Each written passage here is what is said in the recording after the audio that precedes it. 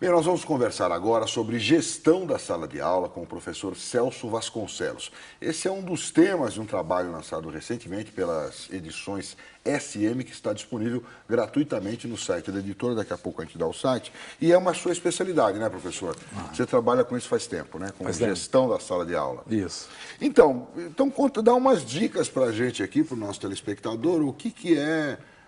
Como é gerir a sala de aula? Quais são os pontos principais? O que o professor, quando entra na sala, ele estando preparado para ela, o que ele deve ter em mente? Eu entrei nessa temática justamente a partir das questões da disciplina em sala de aula, isso já há mais de 20 anos aí. Na verdade, 82, 30 anos. 30 anos. Já. E porque questões que a gente sentia, eu como professor, como coordenador de escola, depois como diretor, tudo. E depois foi um tema também que eu fui aprofundando. O que a gente pensa é o seguinte, a gestão da sala de aula tem 3 grandes dimensões. Uma delas é o trabalho com conhecimento, então que é um dos temas mais clássicos, né? A outra é o que a gente chama de organização da coletividade, que teria a ver com a questão da disciplina, e a terceira é o relacionamento interpessoal. Então, para que o professor possa ter sucesso, digamos assim, para que ele possa cumprir aquilo que se espera da escola, que para mim são 3 pontos básicos, que é a questão da aprendizagem efetiva, do desenvolvimento humano pleno e da alegria crítica de todos os alunos. Então, então ele tem que estar atento a essas três dimensões do trabalho: trabalho com conhecimento, organização da coletividade e relação interpessoal. O trabalho com conhecimento, essa dimensão básica, apropriação do saber e tudo mais, vai ser muito difícil você fazer isso, se você conseguir isso, se você não tem a organização da coletividade, você não tem a disciplina em sala de aula.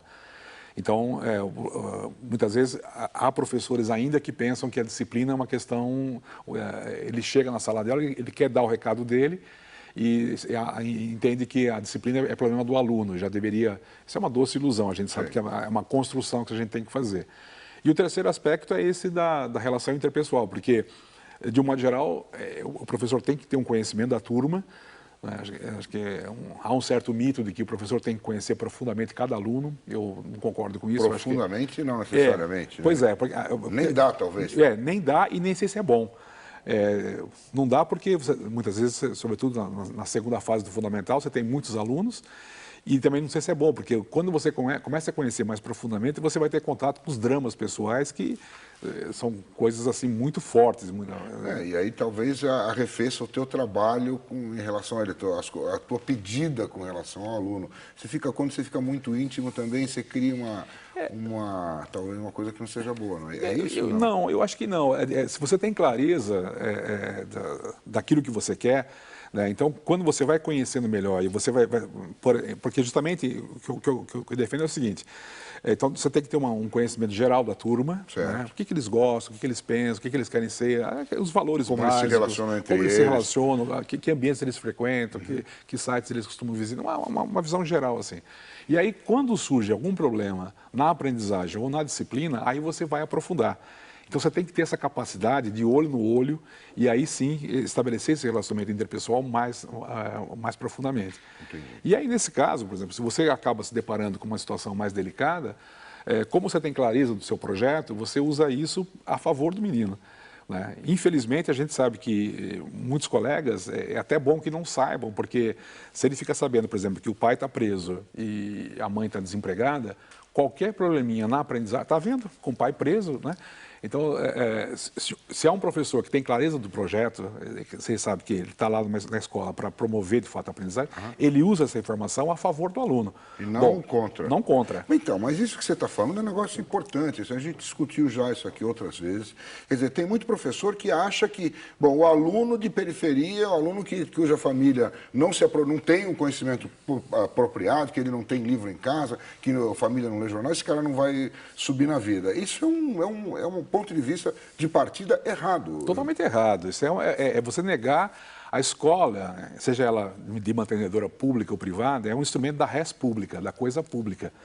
Né? E o menino ele não tem culpa de ter nascido numa classe social. A responsabilidade é sua, não é de fazer justamente. com que ele aprenda, não? E ninguém me obrigou a ser professor. Então, se a gente, então, aquela questão básica, são lutas simultâneas. Ao mesmo tempo que eu estou lutando por questão de salário, de condições de trabalho, de instalações, eu também estou lutando ali, fazendo essa gestão da sala de aula para que, de fato, ele aprenda. Né? Os 3 pontos básicos, para que ele aprenda, se desenvolva e seja feliz. Só isso que a gente quer. Porque muitas vezes o aluno é feliz antes da aula, no intervalo e depois da aula. Mas durante a aula o que a gente quer, eu até falo, alegria crítica. Até eu coloco nos meus textos até coloco o termo em latim docta gaudium, né, para dar uma certa, para as pessoas não confundirem, achar que aquela alegria assim da brincadeira, da piada, esse tipo de coisa. Não é isso. A alegria aqui a gente está pensando lá no Spinoza, na ética, quando ele fala que a alegria é o crescimento da potência. Você se sente bem porque você está aprendendo. Isso, você está sendo capaz de resolver os seus probleminhas na sala de aula, os seus probleminhas com os colegas, com a família. Né? Então, você vai se sentir feliz porque a tua potência está crescendo. É essa alegria que a gente defende. Né? Então, na verdade, essa articulação, quer dizer, se eu perco de vista isso, eu estou perdendo de vista a função social da escola. Né? Então, para nós, quer dizer, pelo contrário, né? Acho que o professor que trabalha numa periferia, ele tem que ter uma sensibilidade ainda maior, porque muitas vezes a gente sabe, essa escola vai ser a única oportunidade, muitas vezes, de reversão da condição... Para tirar ele dali de onde ele está. Abrir um horizonte. E o conhecimento pode fazer isso. A gente sabe que o conhecimento, né, ele abre janelas, abre possibilidades, tudo. Então, mas veja que isso corresponde a um desejo, corresponde a uma concepção política no limite. Né? Mas e quando o professor não tem, por exemplo, hoje, muita gente fala, né, nós temos um problema sério no ensino médio, tá certo? Muita evasão, o aluno acha que aquela escola não é para ele, que ele não gosta daquilo que ele está aprendendo, aquela escola do século XIX e um aluno do século XXI. E aí a gente não tem um meio termo aí. Como é que o professor deve se portar, ou pelo menos pensar, direcionar o seu pensamento para poder encontrar uma solução para o que ele está vivendo ali? Acho que ele tem que atuar nos 3 eixos aí. Né? Então, por exemplo, na questão do conhecimento, quer dizer, aquilo que eu estou ensinando faz sentido para mim? Porque, infelizmente, muitas vezes o professor está ensinando alguma coisa... que ele não concorda. Não é que ele nem tem uma ideia formada sobre aquilo. Ele está fazendo aquilo porque fizeram aquilo com ele, então ele tem que repassar. A meu ver, o problema não é você ensinar trigonometria, por exemplo, ensinar como... Agora parece que nem ensina mais, mas limites e derivadas, que a gente até via isso no colegial.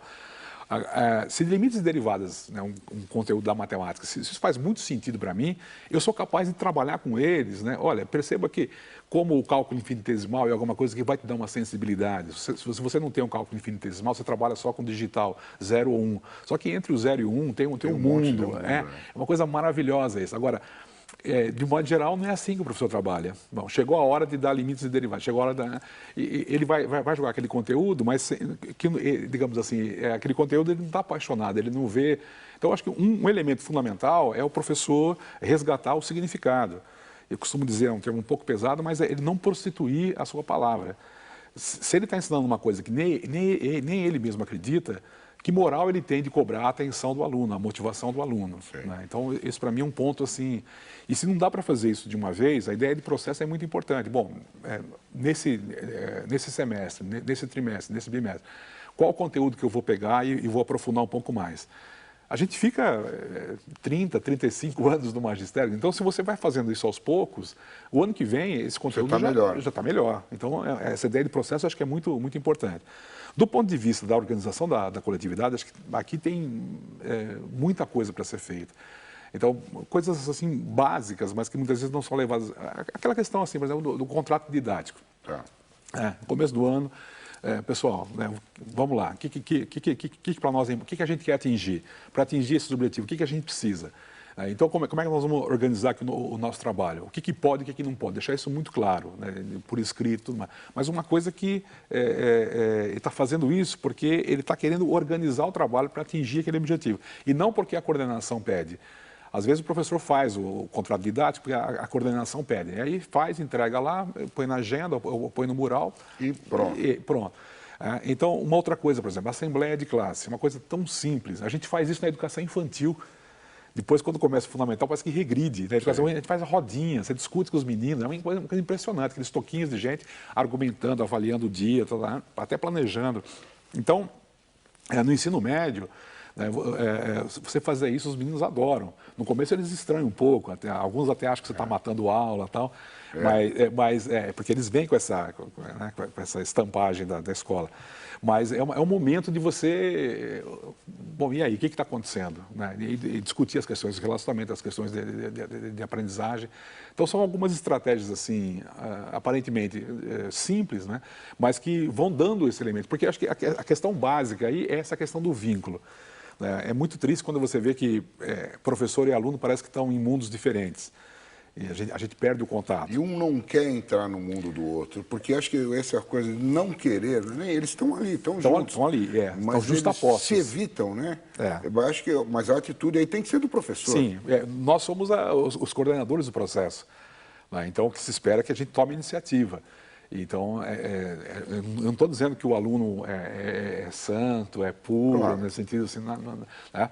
A gente sabe das contradições. Agora, um elemento, inclusive, que é preciso considerar e que muitas vezes os professores têm dificuldade nisso, é perceber o quanto certas atitudes dos alunos foram gestadas pela própria escola. Isso no ensino médio é muito forte, porque você já tem ali 10, 11 anos de escolaridade. Então, muitas vezes, foi gerado pela própria estrutura da escola. No livro de currículo, eu trabalho o conceito de imprinting escolar, a estampagem que a escola faz logo no começo do fundamental. Né? De uma modo geral, a educação infantil, assim, grosso modo, a gente está bem. A gente trabalha com projetos, temas geradores, estudo do meio, rodinha, parquinho, lúdico. Quando chega no primeiro ano, primeiro ano do fundamental, qual é o discurso? Agora é sério, agora é para valer, acabou o lúdico, acabou a rodinha, acabou o parquinho, um aluno atrás do outro. Isso é impressionante. As pesquisas mostram, tem pesquisa recente mostrando que a grande parte dos alunos no primeiro ano, que era a pré-escola até há pouco tempo, 6 aninhos. 6 anos. Então, como é que você vai aguentar 200 dias, 800 horas vendo o pescocinho do colega da frente? É ruim, né? É ruim, quer dizer, uma criança viva, inteligente, como as crianças são, se elas são respeitadas, né? Então, aí, eu costumo provocar também assim, né? Como é que você explica o movimento do EBA ao I? Na educação infantil, qualquer coisa que você propõe, EBA! Alguns anos depois, I, né? Quer dizer, esse menino que está falando, ou esse jovem que está falando I hoje, no passado, já falou EBA. É claro que não é só a escola, muitas vezes os próprios pais, as loirinhas de plantão, da mídia, tal, mas existe alguma coisa que é própria da escola. E o outro aspecto da relação interpessoal é justamente dele conseguir chegar um pouco mais nesses alunos, né, e mostrar o interesse. Muitas vezes só o fato dele... Eu falo, João Vitor, eu quero conversar com você. Só o fato dele falar isso, o João Vitor já pode criar. Agora, a gente sabe que nem sempre é assim. Por exemplo, às vezes o problema não é comigo. O problema digamos que eu sou professor de língua portuguesa. Ele tem um problema com o professor do ano passado. Então, quando eu chego lá, já tem um bloqueio comigo, não por ser a minha pessoa, mas por ser aquele que vai dar aula de português que ele não gosta. Entendi. Então, o que a gente defende é o seguinte, essa relação interpessoal é fundamental. De alguma forma, você tem que fazer contato com esse menino, de alguma forma. E, às vezes, esse contato vai ser como? Às vezes, com o professor de educação física. Por onde ele gosta mais. Por onde ele gosta mais. O professor de filosofia, a professora, ele gosta muito de geografia. Às vezes, nós já vimos isso, sobretudo na primeira fase do fundamental, com a merendeira. A gente observa que na hora do intervalo, ele está lá conversando com ela. Então a gente faz Ali ele tem um diálogo. Tem um diálogo, quer dizer, então ele não é estranho para ela. Aí a gente faz um códigozinho de ética, o que ela pode falar, o que ela não pode, e ela começa a nos ajudar a fazer essa aproximação. Porque é muito triste quando você vê um jovem que ficou estranho. Isso vale para a família e vale também para a escola. Vale para a escola. Bom, professor, vamos dar então umas dicas aqui. Você tem um site, tem esse trabalho da Edições SM, que tem um site também, que as pessoas podem ir lá, enfim, e ler. Esse material é gratuito, né? É o www.ediçõesSM.com.br, está aí na tela. Quem quiser anotar, anote, você entra lá, procura série Gestor Escolar. E ali tem umas dicas de como trabalhar. Na verdade, eu acho interessante o projeto, porque eles pegaram cinco grandes temas, né? A questão do projeto político-pedagógico, a questão do trabalho com projetos, a questão competências na educação, a questão da gestão da sala de aula e a questão da avaliação. E cada um, então tem o Cipriano Luquezzi, o Nilson Machado, etc. Cada um de nós produziu uma apresentação em PowerPoint e tem um vídeo também. Então é um material, assim, eu sou suspeito para falar, mas acho que é um material bacaninha que tem lá, que dá para pensar. Na verdade, você está propondo aqui que o professor pense a respeito do trabalho dele. Individual e coletivamente, acho que esse é um ponto muito importante. E tem o teu site também, como é que é o teu site? É www.celsovasconcelos.com.br. Tá lá, celsovasconcelos.com.br, que ali também você tem os materiais para os professores lerem, refletirem a respeito do seu próprio trabalho. Professor, muito obrigado por sua presença aqui e boa sorte. Espero que o senhor consiga bastante alunos entre os professores que estão precisando melhorar o seu desempenho. Tá certo. Até a próxima vez, professor. Ok.